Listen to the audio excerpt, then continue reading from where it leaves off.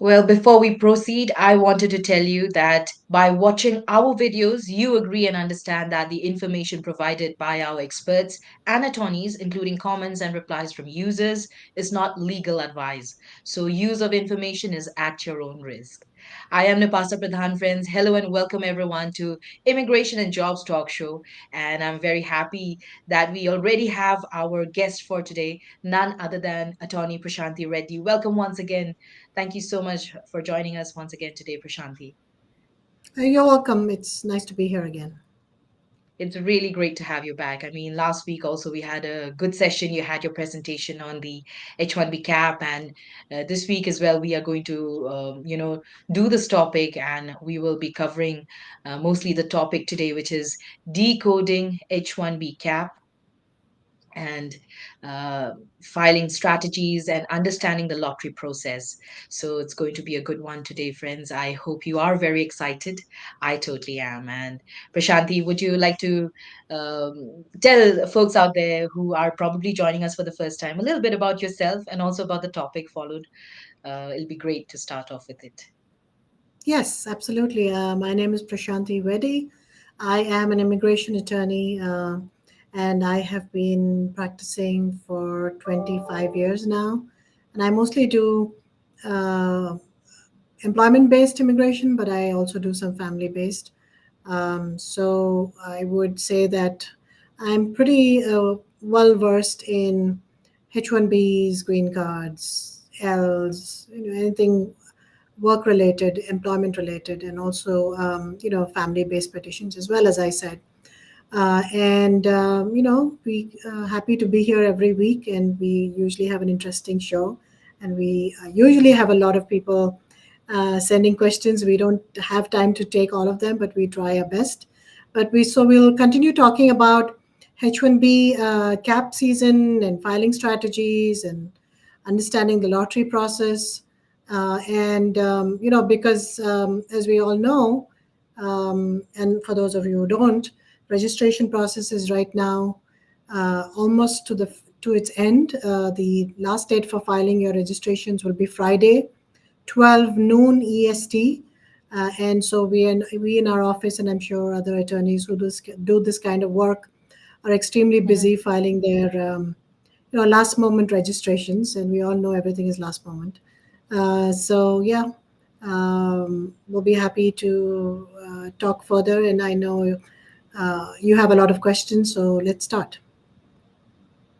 Absolutely. I am very excited. And thank you once again, Prashanthi. Let's go ahead with it then without further ado. And I have prepared some questions. And actually, yes, we already have many viewers joining us already on YouTube, wherever you have joined us from, folks out there on YouTube, on Facebook, on LinkedIn. Thank you so much once again. Already, Chinnu Kumar is asking questions, but we'll take up. Take them up a little later. Chinnu, please be with us, stick with us, all right? And firstly, I would like to know, Prashanthi, what are the essential steps applicants should take to prepare for filing H1B petitions within the CAP? And how far in advance should applicants start preparing their documents and gathering the necessary information? Well, when you're doing a registration itself, there's some information that has to be looked at to make sure that you qualify for a H1B, and to make sure that you qualify, if you're doing a master's cap, make sure that you qualify for a master's cap. If you don't do this preliminary document review, and we do that in our firm, and I know a lot of attorneys do it, but maybe employers who are filing registrations themselves don't necessarily go through this preliminary process of review. But it's important to look at, number one, see if the person qualifies for a H1B or not. That means look at the job, see if the job qualifies as a specialty occupation, look at the bachelor's degree of the person, or look at the education of the person, make sure they have a bachelor's degree, and make sure that it's a degree in that specific field that they're going to work in.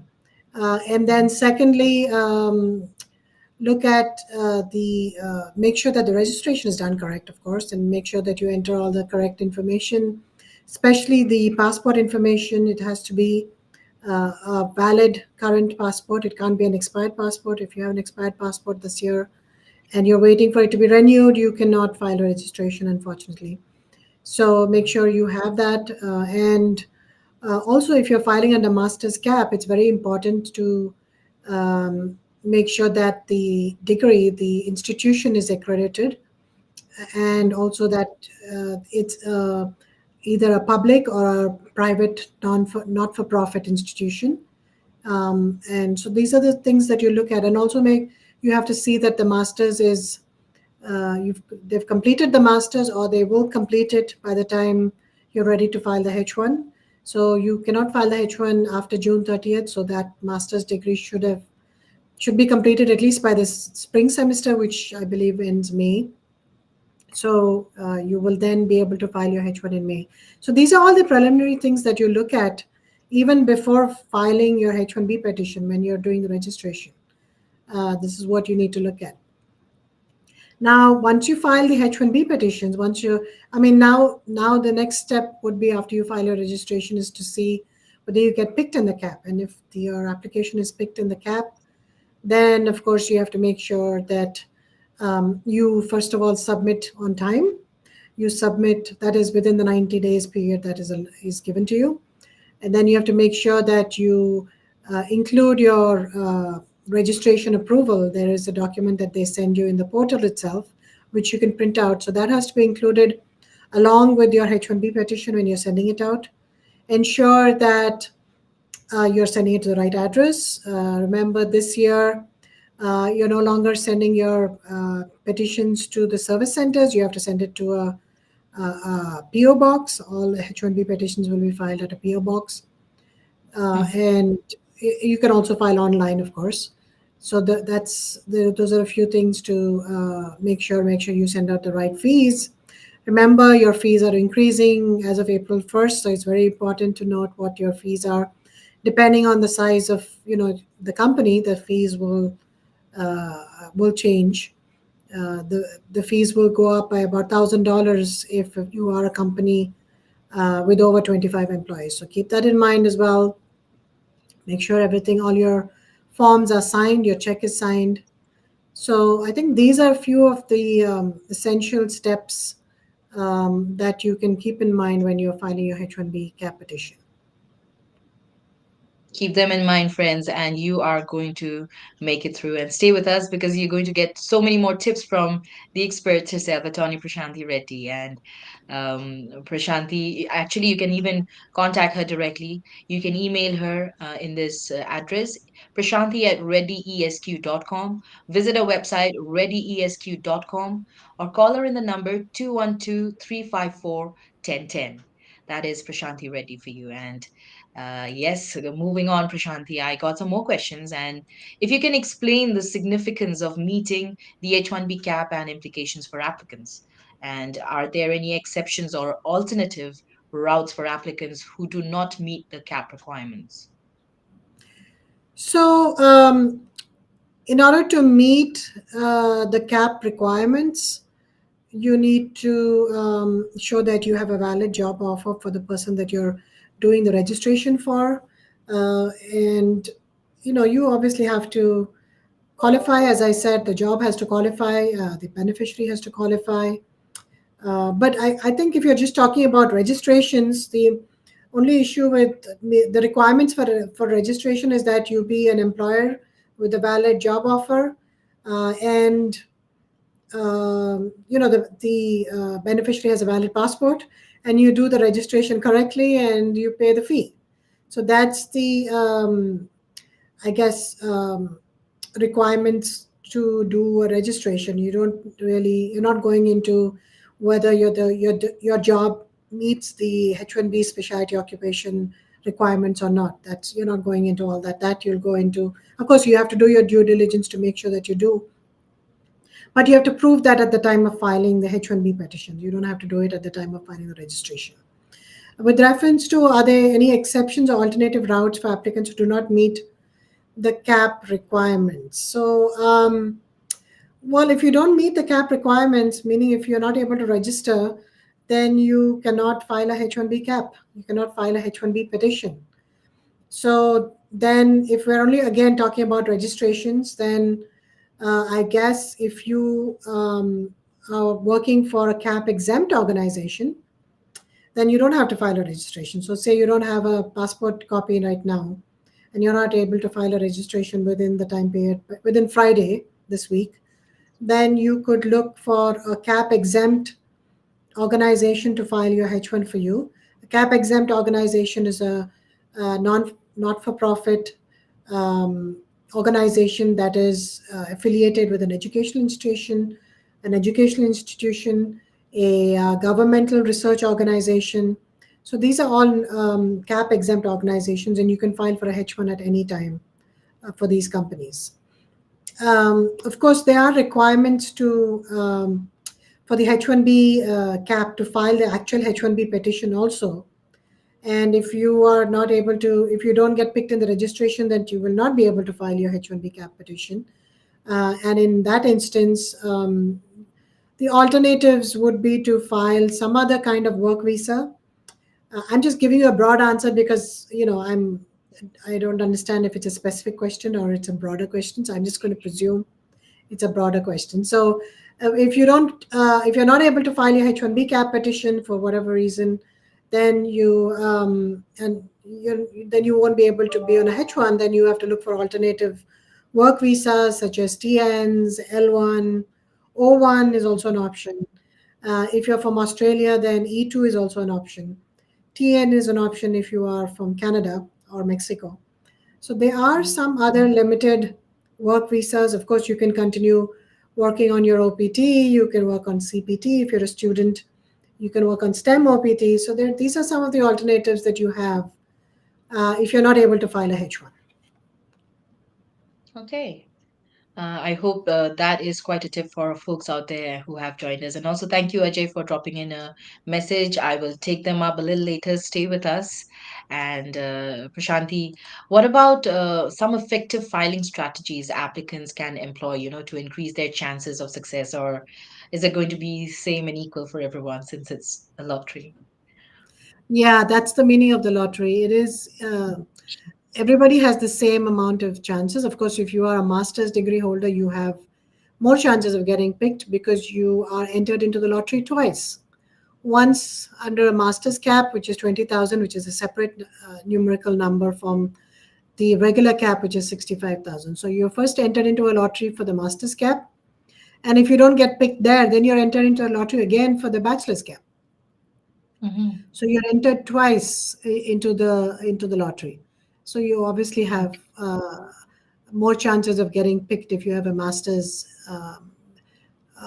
if you have a master's degree from a not for profit private organization or from a public organization that is accredited. Other than that, it's really just luck. But I have noticed that employers who file more registrations have a lower pick rate when compared to employers that file um, lesser registrations. So the higher registration, the people who file more numbers have a lower pick rate, and the people who file lesser numbers have a higher pick rate. That there seems to be some algorithm within the system which allows them, whereby this happens. So something to keep in mind. Other than that, the only other thing is, don't file duplicate applications, because then if you do, then both will get denied. Other than that, there is nothing else that can strengthen your cases other than just filing it properly. Okay. You were saying about master's degree. What if I have more degrees, maybe double masters or maybe even a PhD or maybe some experience in the worker field? It really Th- doesn't matter. There's a It's chance. masters. Okay.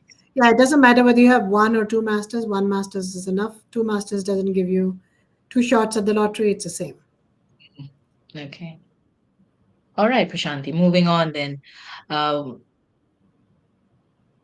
what about how can applicants navigate challenges encountered during the online filing process for H1B visas and how can they be resolved? So again, depends on what kind of challenges. There can be many challenges. I mean, mostly what will happen is you might get a request for further evidence. Let's talk about that challenge. If you get a request for further evidence, it's not the end of the world. It just means that USCIS requires more documentation. And in order to provide them with that documentation, you have to first read the request for further evidence carefully, because oftentimes they will have a lot of nonsense in the RFE, and the actual what they're asking for is buried somewhere within it. So you make sure you read every line. Make sure you don't panic, because there's they're just asking questions. It doesn't mean that your case is denied.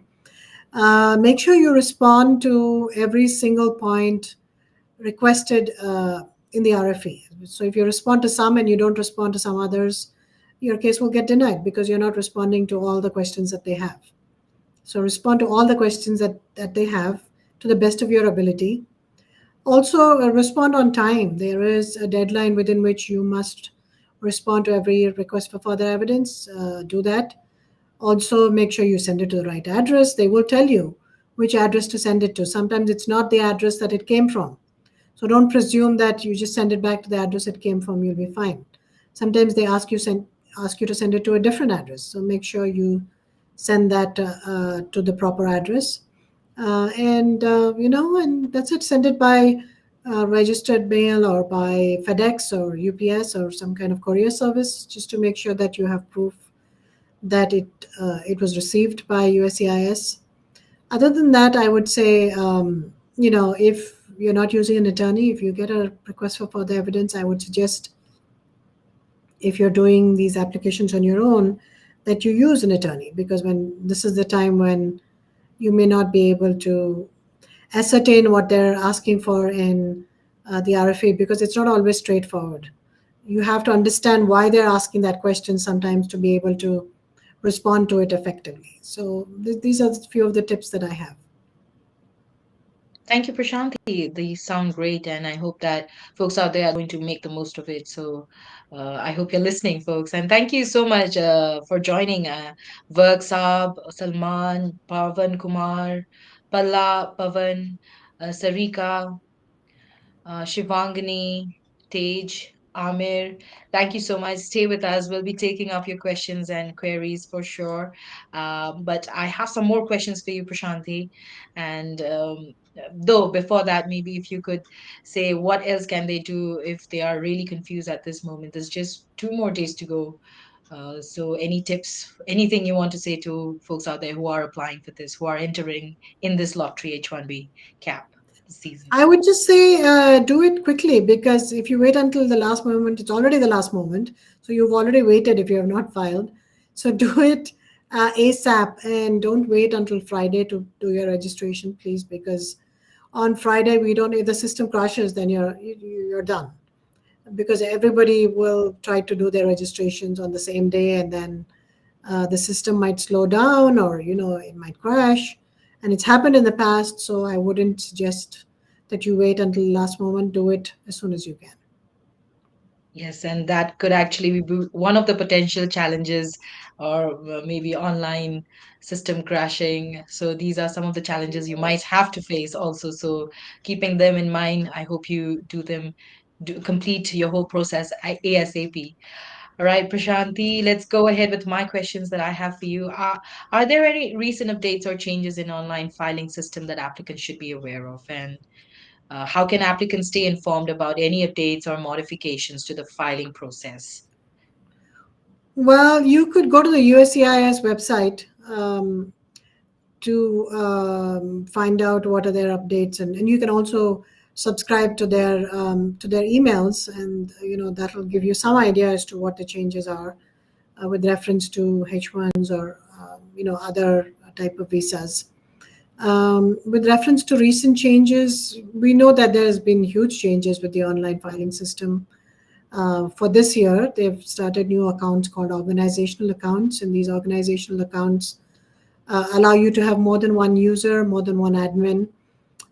They allow ease of access for your attorney to access and fill out information on your behalf, and send it to you for approval and signature. They also are going to be used for the online filings of the I-129 petitions. So there's a lot of changes with the accounts from last year. They seem to be working well, though in the beginning, the first few days, there were some glitches, and We had to clear cookies, use a different web browser, and then it seemed to work better. The help desk is also quite they're quite helpful. They do respond. So if you have any issues, issues, you should reach out to the help desk. And I believe their email is in the system itself, easy for you to find. So yeah, these are some of the changes that happened this year. It's quite everything is quite new. Also, the system allows you to check for duplicates, which was not a feature that they had last year. Though the duplicates cannot be checked within a document if you haven't submitted the cases as yet. But if a case is submitted and you're trying to submit it again, then it'll definitely warn you that the case has been submitted and it'll be a duplicate. So that's a huge feature that was not there previously, and which led to some people by mistake filing duplicate petitions, and then both the cases got denied. So that at least can be avoided this year. So those are some of the changes. Thank you so much, Prashanthi, for highlighting them for us today. And um, again, once again, viewers, wherever you're watching us from, YouTube, LinkedIn, Facebook, if you have any questions to the attorney directly, you can drop them in the comments. We are going to be very happy to take them up shortly. And we are higher IT people, friends. If you're looking for project placements, green cards, anything related to immigration or jobs, feel free to contact us. And moving on, Prashanti, I have more questions before we move on to the viewers' questions. And that is, what are the most common reasons why H1B packages may be returned or rejected? Well, if it's returned or rejected, that means it's being rejected in the mailing room. And the reason that they're returned or rejected in the mailing room without them even looking at the merits of the case is, if you send it to the wrong address, that's what will happen. If you send it with wrong checks, that's what will happen. If you send with checks that are outdated, more than 6 months old, or not signed, not for the right amount, they will be sent back. If you don't sign the petition, then as well it'll be sent back. If you do not fill out some essential column in the forms, even then they will send it back. And the problem with this is, once they send it back, then you may not be able to refile it, especially if you're sending your H1B petition in the last moment. If you receive it before the deadline, June 30th, then you can refile it. But if you don't, then you're out of luck for this year's cap, and your registration was really wasted. So you don't want that to happen. True. So make your efforts count, friends. And uh, yes, so let's move on, Prashanti, to more questions I have for you. And can you discuss the importance of educational credentials, evaluations for foreign degrees in the H1B application process, and what role do these evaluations play, in determining an applicant's eligibility for the H1B visa? But the educational credential is quite important, and nowadays they're asking for it. The only RFPs nowadays we get is for educational credentials for evaluations. Because we generally, if it's a straightforward case, we don't send an evaluation. But of course, they don't ask for it in every case. In some, they do ask for it. So I've been noticing that they're asking for it more and more. But we still think that it's not required in every case. We're trying to save the company some money in not having to do unnecessarily evaluations, especially if it's a straightforward like computer science engineering degree. But I've noticed that more and more they've been asking for evaluations even in straightforward cases. So something to keep in mind when you Mhm. file your H1, whether you want to do the credential evaluation. The credential evaluation is done for anybody who has a foreign degree. You can do it. They will evaluate and say whether it's equivalent to a US bachelor's or master's degree. Mhm. It's essential to do an evaluation when you have to do a work experience evaluation. The work experience evaluations are done generally when a person has a bachelor's doesn't have a bachelor's degree, has only like a 3-year degree, and therefore needs to include work experience to make it equivalent to a bachelor's degree. So 3 years of work experience is equivalent to 1 year of college. So that's how they equate it and give you the equivalent. In some instances where you have a bachelor's degree, a 4 years degree, but maybe it's in a different field, and so you want to get a major related to computer science, for example, then you would do, and you have work experience in computer science, then you would do a work experience evaluation with your engineering degree plus the IT experience, and then they will give you the equivalent of a bachelor's degree in an IT related field. So that's when it's important as well. So in that instance, in the second instance, it's essential that you do the evaluation before you send out the H1, uh, and it's important to do it, especially if it's a work experience evaluation. Do it from a professor rather than just an evaluator. Ask the evaluator to use a professor. And also, you have to make sure that you get a letter from the professor's university that he qualifies to give the evaluation. So, these are a few Okay. points to remember with reference to evaluations. Thank you, Prashanthi. And how can applicants ensure their educational credentials evaluations, whether they are meeting the standards that are required by the USCIS? Are there any specific accrediting agencies, guidelines applicants should be knowing, to follow them when obtaining their evaluations? I wouldn't recommend. I mean, we do use an evaluation agency that I like, but I wouldn't recommend one over the other. The only thing I have to say to that is my personal opinion is that I would use credential services that uses professors for doing evaluations rather than just evaluators. I just find that it's just more effective to use professors because they are the experts in what uh, degrees needed, etc., etc. So, in order to know whether they're doing it correctly or not, the evaluation should um, evaluate obviously the education and experience of the person. They should, rather than just giving a statement that it's accredited, they should say how it's accredited. They should say how it compares to a US degree. They should say what is the accreditation agency in, say it's an Indian degree, then in India that does this, and whether the universities from an accreditation is accredited according to whatever the education the government says in that particular country. So these are the few Mhm. points that they have to note. Other than just saying it's accredited, just a simple statement is not enough.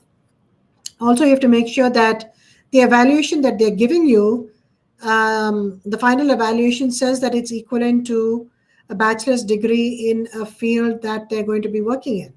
So if they're working in computer science, the final evaluation should say that the beneficiary has the equivalent of a bachelor's degree in computer science or related. It could be information Mm. systems, computer science, information management systems, etc., or software engineering, whatever it might be. It has to be related to IT. So these are a few things that you keep in mind when you're looking at an evaluation.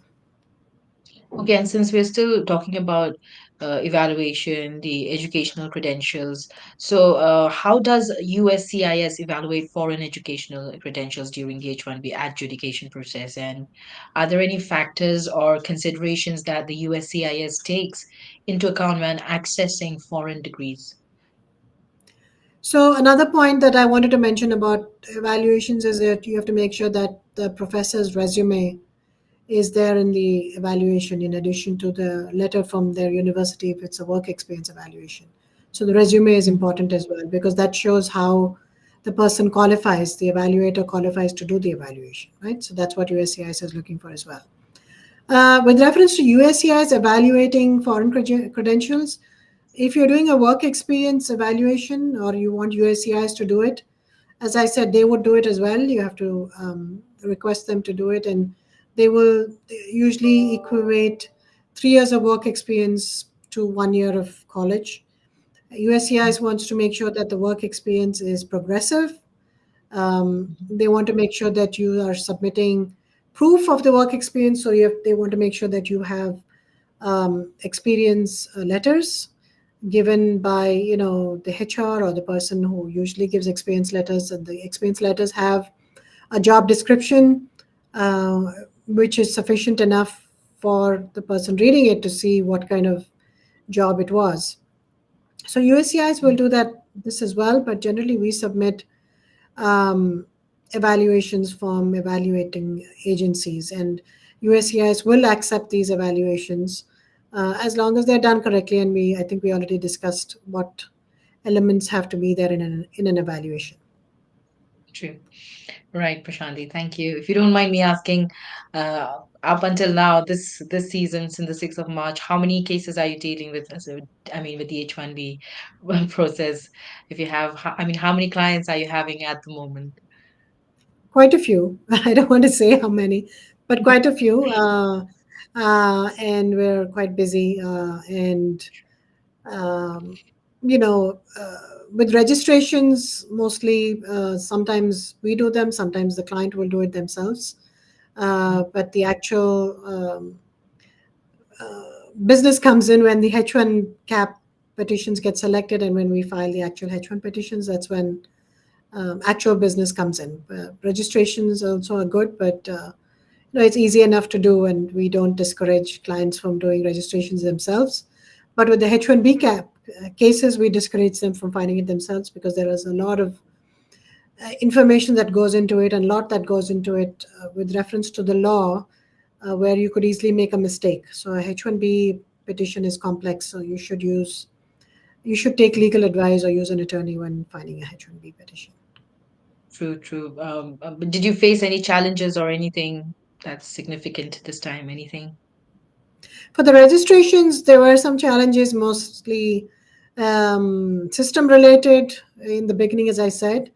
And there are Right. always challenges because clients don't give us the information that we need, or we have to keep asking them for the information, or they give us wrong information. So there's always those challenges, but that's part of the job. True. All right, all right. Let's move on with a few more questions I have, and we'll go on with the ones from the viewers.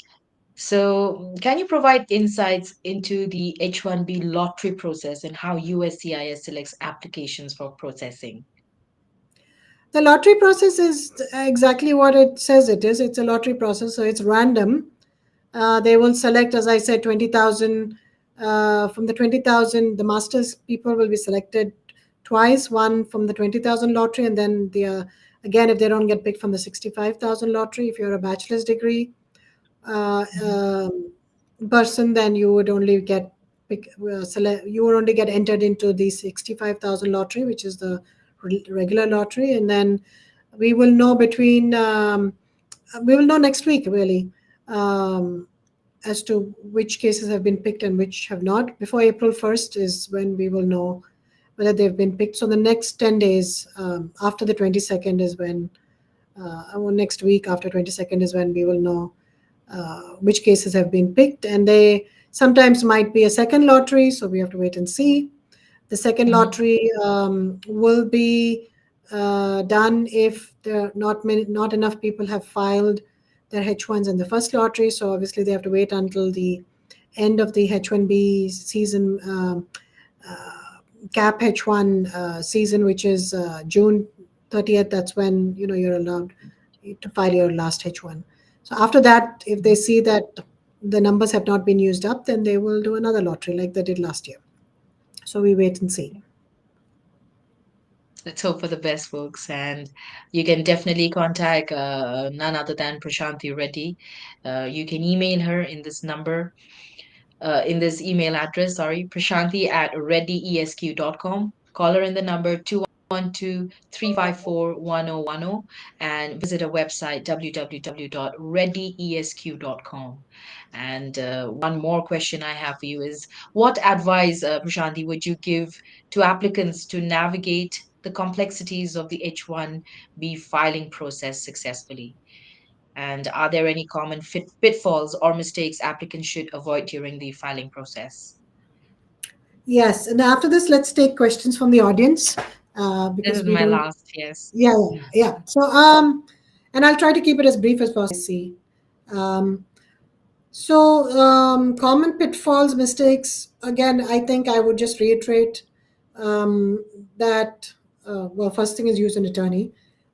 Second is make sure that your job, that the job description that you give out, that you put in your petitioner letter, shows the complexity of the job.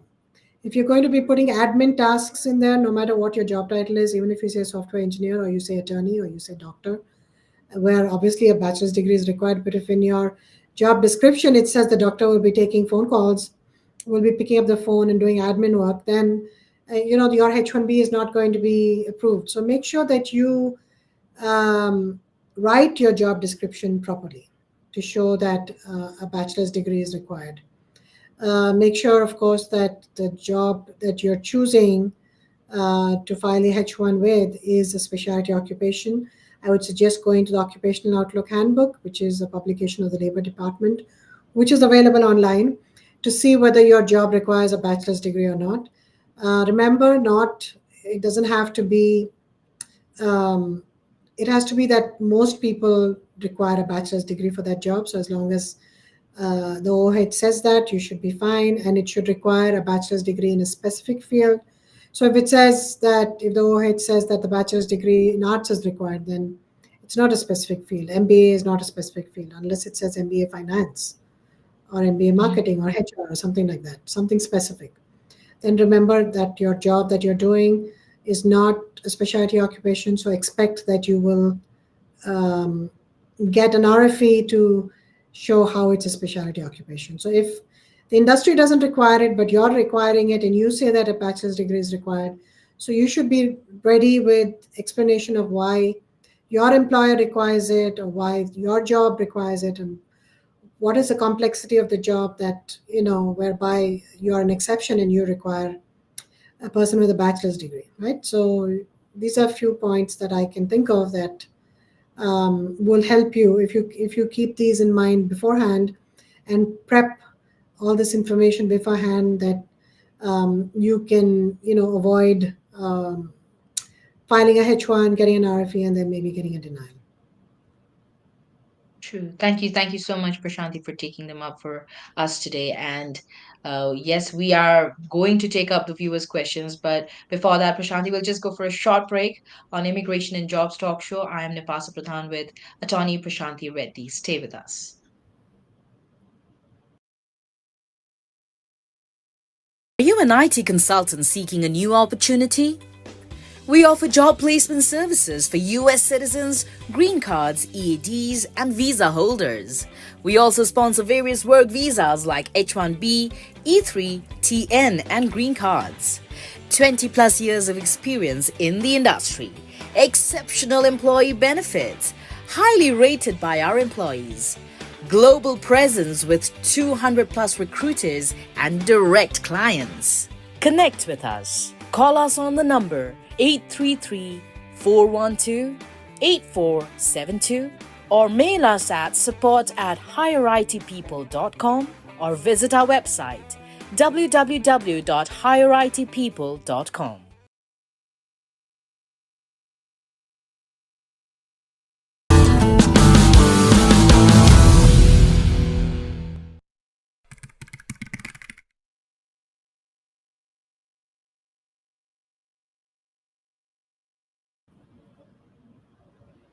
Hello and welcome back, everyone, to Immigration and Jobs Talk Show. I am Nipasa Pradhan. Happy to have you on today's webinar. And today we are discussing about decoding the H1B cap, filing strategies, and understanding the lottery process with none other than attorney Prashanthi Reddy. And we've already discussed many questions I had for her. I hope that it's all almost all very clear, and I can already see so many questions. So without further ado, I think I should just jump into them, right, Prashanthi?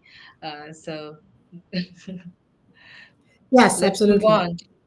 Yes, to Chinu Kumar. How does a deferred prosecution agreement for disorderly conduct with a domestic abuse enhancer after so, typically affect someone's immigration status, considering it's not classified as an aggravated felony? So it depends on what it's classified as. You're telling me what it's not classified as. So is it was it a misdemeanor, disorderly conduct? If it was a misdemeanor, then you might be able to avail the petty offense exception. So if you have only one misdemeanor, not more than one, if you have one misdemeanor, which means that the crime was punishable by no more than 6 months of jail or a fine, maximum 6 months Mhm. and or a fine, then that's a misdemeanor in your state. So if that's Oh, what disorderly conduct is classified as in your state, then and that's what the judge's decision was, then you could I see.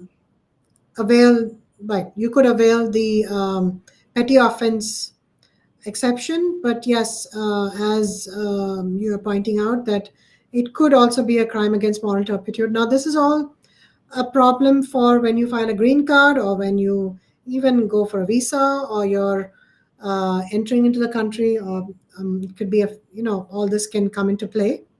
So, a crime against moral turpitude is especially important for the green card. So, and a crime against moral turpitude is kind of complex, so we can't really go into it now. But it depends on the elements of what the crime were and what actually happened, and it's possible to overcome this if you submit affidavits from people around Okay. you, as to showing that you're an outstanding citizen, you help the community, that you know also the fact that you've never been arrested before, etc., Mhm. etc., can help you overcome that crime against moral turpitude issue. But it doesn't have to be simply because you're arrested, or you've been that all offenses are crimes against moral turpitude. For example, a drug offense, or some kind of a sexual abuse offense, or something like that could be a crime against moral turpitude, but not all crimes are. So that has to be looked at on an individual basis, on a case by case basis. Okay, and actually, he had a lot more questions. I just scrolled just now, and I'll just take them up all at one go, or maybe one at a time. Can you explain the petty offense exception and how it might apply to non-citizens under deferred prosecution agreements to avoid immigration consequences? So, the petty offense exception is usually used when you are filing a green card. But if it is something that you need to use because you have a deferred prosecution, because you are in removal proceedings, and then and then the government is deciding not to prosecute you Mhm. because you're low risk. If they're allowing you to remain in the country and not go after you, then that's deferred prosecution. So of course they look at your character and your age and your working circumstances and all that when they decide on deferred prosecution. So um, the petty offense exception can help you, because it's not, as you said, a felony. If it's not a felony, and if you qualify for this petty offense exception, they might. It's subjective, so it's a case by case basis. So they might decide in your favor if you have not committed a serious crime, Okay. And is and are they may offer you deferred prosecution, and but it's a case by case mhm. basis. Right, right. And there's another one. Why isn't orderly conduct with a domestic abuse enhancer considered a deportable offense under U.S. immigration law, even after pleading guilty in a deferred prosecution agreement? I think we need to go into this further on a one-to-one basis. Let's take the next question, because it's too detailed, and I have some information that I need before I can answer this question. All right, Chinu. I think you should directly contact the attorney. And let's move on to Ellie's question now. Change from employer A to B pre-travel. VO cancelled A's visa, stamped B's till 2027. Dependents with A stamp valid. Must they restamp for B? That's a mouthful, but Yeah, I know. changed from employer A to B A to B pre-travel, pre-travel. before they traveled. Uh, So cryptic. VO cancelled A's visa. Visa officer, I guess, cancelled A's visa. Stamped B is still okay, so they have a visa. De- Mhm. Stamped B till 2027. Dependents with A stamp valid. Must they? Okay, so the dependent does not have to go for a visa again. Their Mhm. visa, they can use the same visa that they had earlier, because nothing, their visa has not been affected. It was only the primary applicant's visa that was that they have a new one. So as long as the primary Mhm. applicant continues to maintain their H1 status, the dependent can travel and continue to use the stamping that they presently have. Right, right. Ellie, that was so cryptic, so short formed. I guess you're through phone. You don't want to type too much. Finding shortcuts, huh? But okay, we took that. I hope that's clear. Then let's take up this one from Ajay. My H1B petition has been approved, but my spouse's H4 application has been denied. It's crucial to a critical project for me, seeking legal advice to appeal the denial. So I don't know why the spouse's H4 application has been denied, right? It depends on why it was denied. So you need to send me an email with more information so I can help you. If it's denied, you have two options. Either you can file an appeal, or you can leave the country and re-enter on a H4, which might be easier to do. So as long as you Mhm. enter, leave quickly and just re-enter on that on a new H4. Um, if you have a visa, that is a valid visa in your passport. So I think let's just send me an email with your particular circumstances. Sure, I have been. There you go. It's there. Prashanthi at reddyesq.com. Email her directly. You can even note down her contact number, and that is 212-354-1010. Ajay, that's for you. And you can even visit our website, www.reddyesq.com. Let's move on to the next question. This one is from Hello, I want to apply H1B visa, but no knowledge about the process. Works up. I think you'll have to, go through many of our webinars. We have explained the whole process in much details, and he's saying I have a master's degree. Is he eligible? Well, yeah, if he, as long as he has, I don't need a master's degree. As long as he has a bachelor's degree in the specific field that he's choosing to work in, and he has an offer of employment, and they're willing to sponsor him for a H1, then that's possible. Okay, please, anyone apply my H1B visa and application, please request everyone.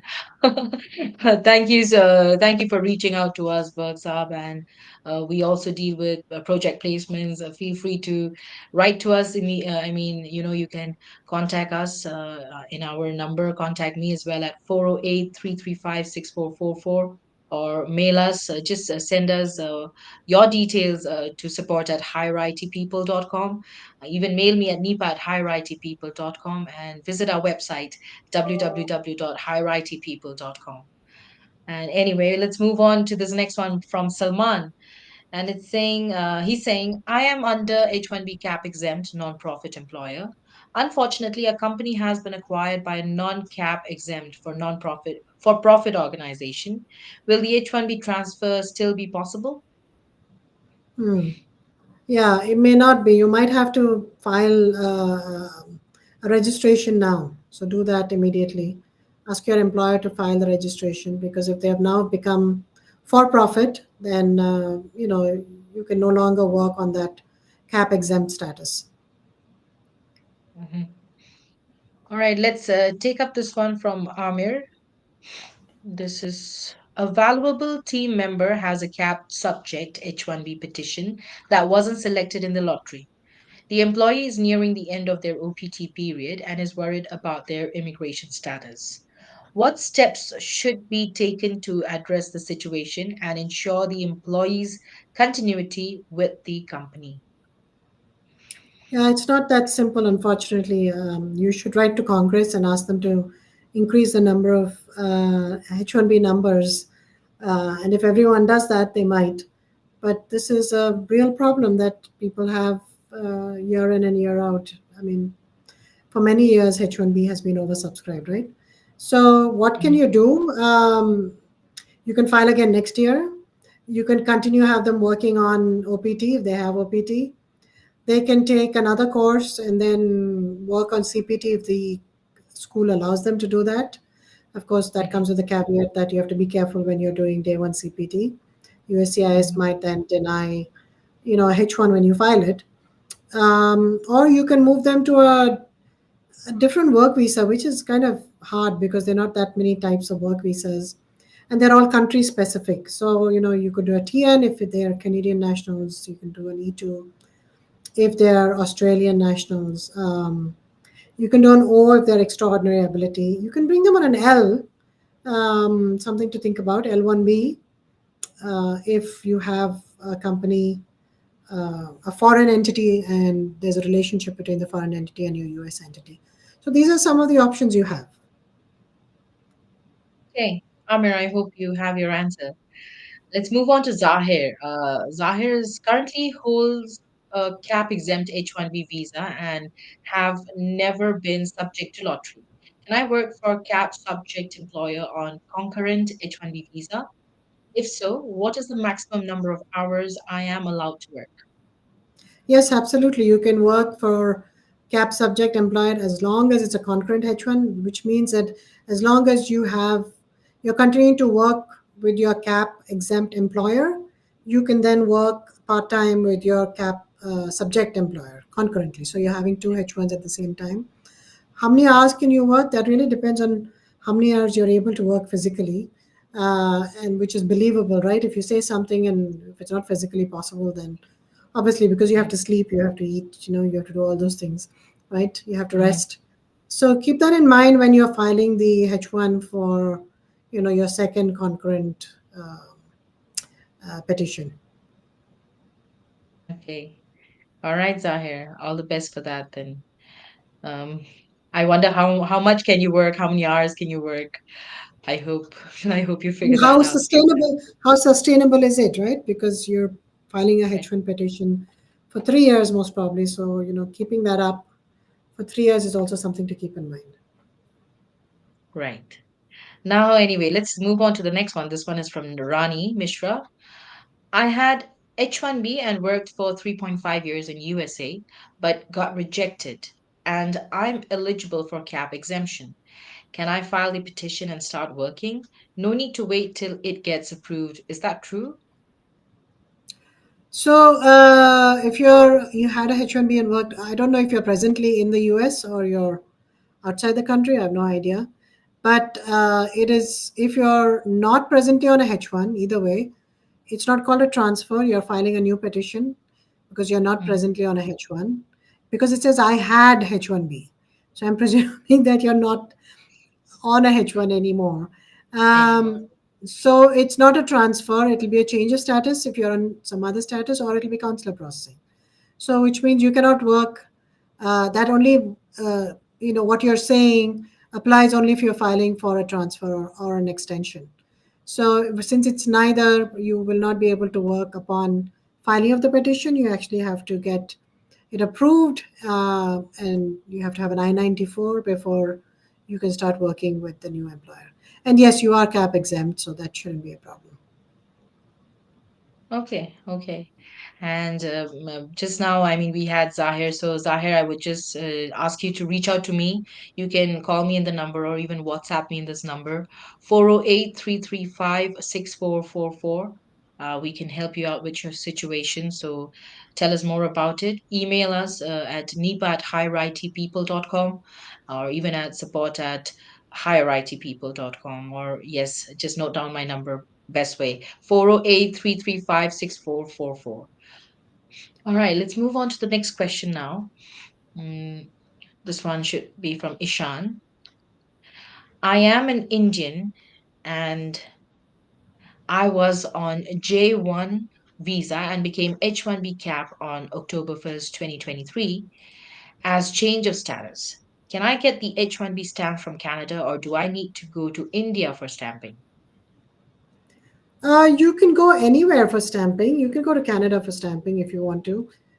Sometimes they may not accept your application. They may send you to India. But Mhm. remember, even in Canada, if they need to verify if you have Indian degrees and they need to verify it, or there's something else that they want to verify from India, they may not accept it. But in general, yes, absolutely you can go to Canada. But remember, it's not same day stamping. There may be a wait for a week or 10 days before you get your approval. So you have to be aware that you might be in Canada for a few days if you decide to go to Canada. Okay, Ishan. I hope you figure out.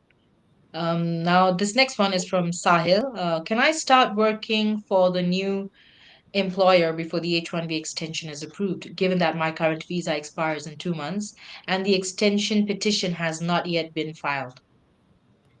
For the new employer, before given that my current visa expires, no, you can't. You have to file an extension for the new employer. I don't understand the question. Can I start working for the new employer before H1B extension is approved? There And is the a follow extension up, actually, maybe for has more not yet been clarification. filed. He says it's been filed. H1 extension is approved, and then he says extension petition has not yet been filed. So I don't understand what the facts are at this There's a point. follow up. He's, I think, explaining further. What documents do I need to provide to the new employer to ensure a smooth transition and maintain my H1B status during the switch? So maybe he wants to file a H1 transfer as long as you are in status. Hmm. Currently, you have an I-94 and it hasn't expired. You can file for a transfer. The transfer documentation is same as the new H1 documentation. So you also need to provide them proof of your status, your pay stubs, to show that you're presently working, your approval that you got, your I-797 approval that you had with your previous employer. These are some of the documentation that you need to provide. Okay. All right. What are the potential risks and consequences if I switch employers before the H1B extension, though? Sahil wants to know that. Uh, what are the potential risks and consequences if I switch employers before the H1B extension?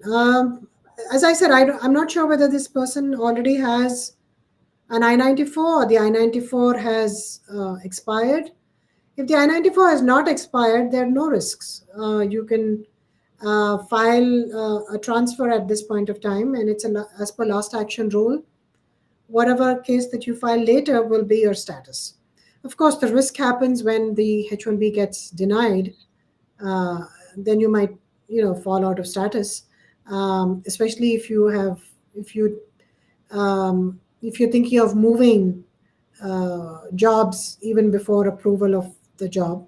When you're filing a transfer, you're not going to wait for the approval. You're going to move. Then there is a risk that if it gets denied, then you're left without a job. Then you'll be out of status. Mhm. You'll have the 60 days grace period and you can refile, I guess, with the same employer, depending on what the issues were. But I see that as a potential risk. Okay, okay. But thank you so much, Prashanthi, for being so patient and staying with us and answering these questions, not only from me, but also from the viewers. There were so many more, but time to cut short, friends. But do keep asking your questions. We will be very happy to reach out to you. So look out for our responses also. And maybe when Attorney Prashanthi also can make time, she will go through your comments and maybe respond to them. So thank you so much, Prashanthi, once again for joining us. And folks, you can even email her directly, Prashanthi at reddyesq.com. Visit our website, www.reddyesq.com, or call her in the number 212-354-1010. Thank you, Prashanthi, for joining us. Thank you. Have a good day then. And folks out there, you too, thank you so much for joining us today. I hope this was a very informative and a very enlightening session, very helpful, in so many ways for folks out there who are, in this lottery and looking forward for the whole uh, cap season. And contact me at the number 408-335-6444. And you can even email me at nipa@higherITpeople.com. And don't forget to visit our website, www.higherITpeople.com. And just 2 more days to go for the lottery to end. So 22nd of March, 12 noon is the time you have to keep in mind. And friends, definitely Don't hesitate to contact us if you're looking for project placement, green card, you want to know anything about immigration or job related. Feel free to contact us. Email us at support@higheritpeople.com. Thank you for joining and have a great day ahead. It's Nipasa Pradhan signing off from Immigration and Jobs Talk Show.